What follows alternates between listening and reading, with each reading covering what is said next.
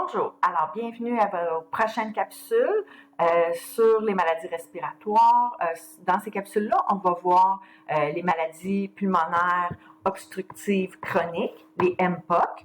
On va voir deux de ces maladies-là, la bronchite chronique et l'emphysème.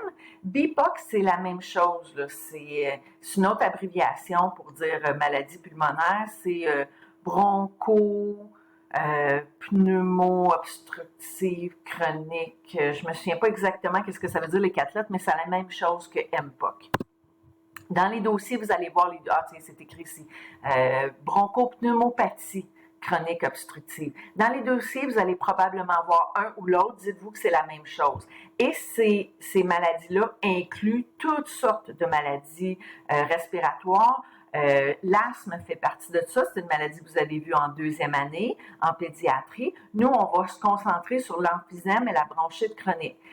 Puis on va voir que les deux sont des maladies obstructives, mais causées par des problèmes différents. Donc, l'emphysème, ici, on le dit, c'est causé par le durcissement des alvéoles. L'air reste pris à l'intérieur des alvéoles, c'est ça qui fait qu'elles élargissent. Et graduellement, c'est un peu comme un ballon, hein, un poumon.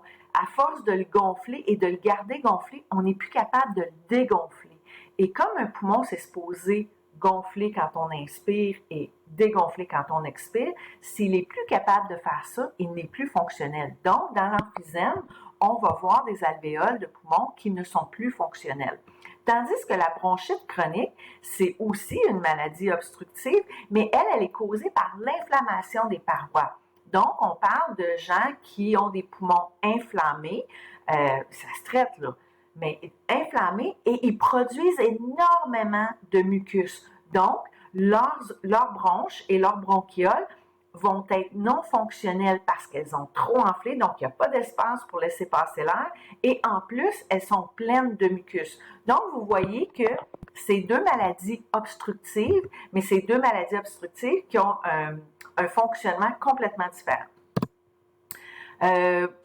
Mondialement, c'est des maladies qui sont extrêmement répandues. Et on parle ici, là, 3e rang des causes de décès là, au Canada d'ici l'an 2020. J'aurais dû changer mon PowerPoint pour marquer en l'an 2020, mais les statistiques, c'est ça qu'ils disaient. Alors, puis on pense que ces statistiques-là sont beaucoup causées par le tabagisme et par la pollution de l'air. On va voir un peu plus tard c'est quoi les facteurs de risque de ces maladies-là, mais vous allez voir que le tabagisme, c'est pas mal au top là, de la patente. Ah, nous voilà à la prochaine diapositive où on dit que 85% de ces maladies-là sont causées par le tabagisme. Donc, vous comprendrez que la guerre au tabac, c'est un peu en lien avec ça. On veut essayer le plus possible de diminuer les maladies pulmonaires, les maladies cardiaques aussi, là, mais dans ce cas-ci, on parle des maladies pulmonaires.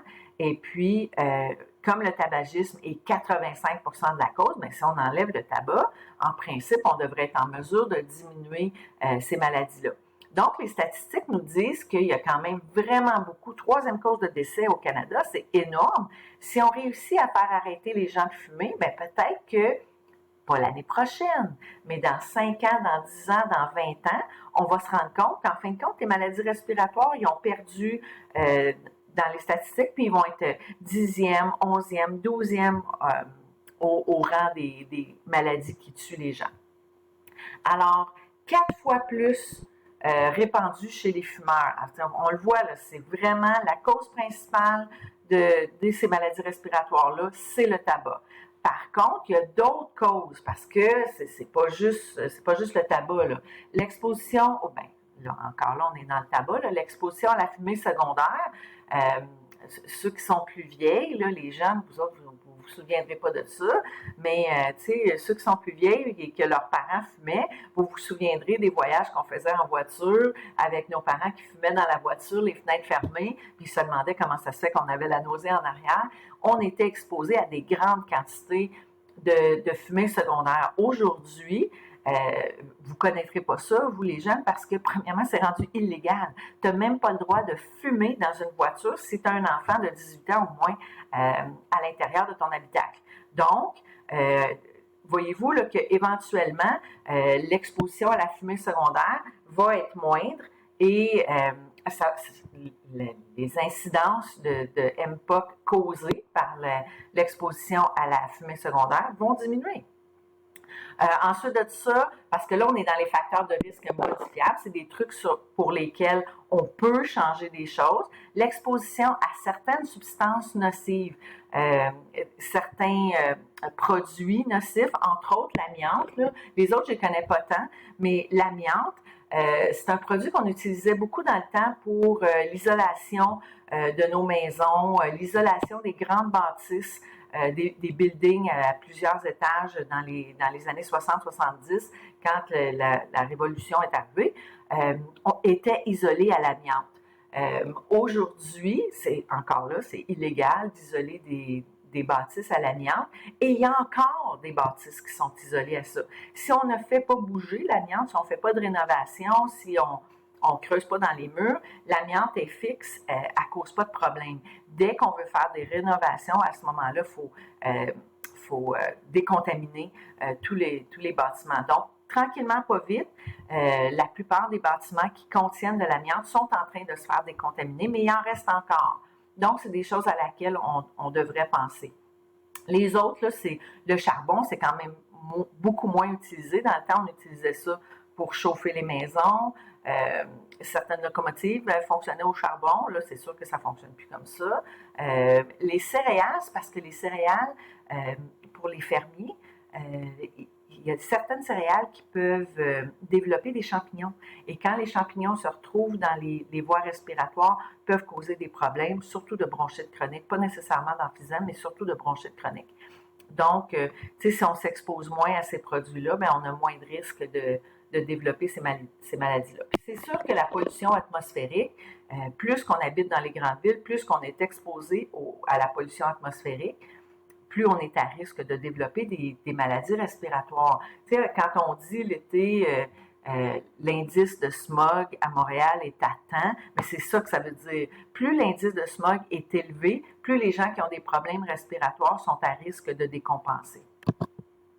Dans les facteurs non modifiables, des trucs pour lesquels on n'a pas de contrôle, les infections respiratoires quand on était enfant, les enfants qui ont fait de l'asthme sévère, là je ne parle pas de la petite asthme une fois de temps en temps, là, une fois par 2-3 ans parce que tu as fait un gros rhume, là, de l'asthme sévère où les enfants ont été hospitalisés, ont été intubés, ont pris des médicaments sur une base régulière pour contrôler leur asthme, c'est des gens qui sont plus à risque de développer dans le futur de l'emphysème ou de la bronchite chronique. Les gens qui ont fait des pneumonies à répétition, parce que pour chaque pneumonie qu'on fait, on cause des dommages au niveau des poumons. Donc, plus on en fait, plus on cause du dommage à nos poumons, plus on est à risque éventuellement de développer des maladies obstructives chroniques.